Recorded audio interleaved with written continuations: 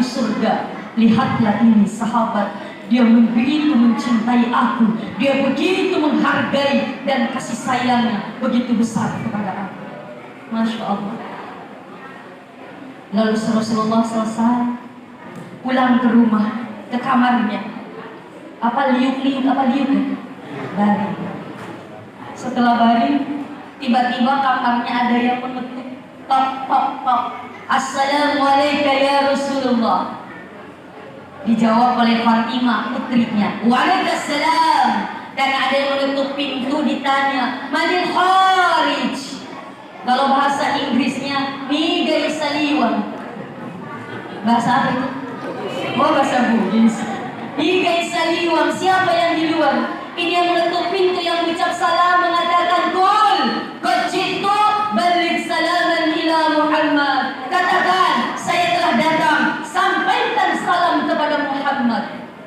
Enggak menjawab dirinya siapa, suaranya menggelegar. Fatimah sampai gemetar mendengar suara tersebut, tidak berani buka pintu. Lalu pergi ke ayahnya, ayanda Rasulullah, di luar ada yang ketuk pintu, ada yang mengucap salam. Ketika ditanya siapa dirinya, dia tidak menjawab, bahkan dia mengatakan, saya telah datang, sampaikan salam kepada Muhammad. Saya takut ayah, tidak buka pintu, tidak berani.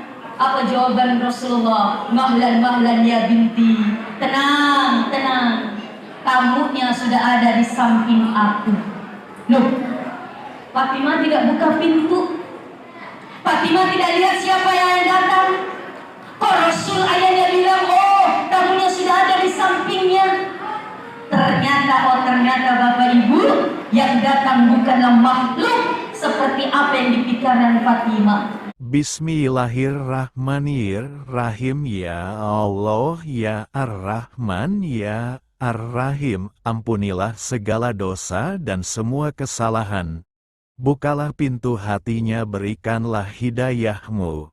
Jadikanlah hambamu yang istiqomah dalam agamamu, dan berikanlah dia keselamatan, kebahagiaan, kebaikan di dunia dan akhirat, serta rezeki yang halal banyak dan berkah, rumah tangga yang sakinah, mawaddah dan warahmah kepada seluruh pengunjung dan penonton yang berlangganan dengan ceramah Bugis Viral Channel dengan menekan tombol subscribe di bagian bawah layar video. Amin ya Allah.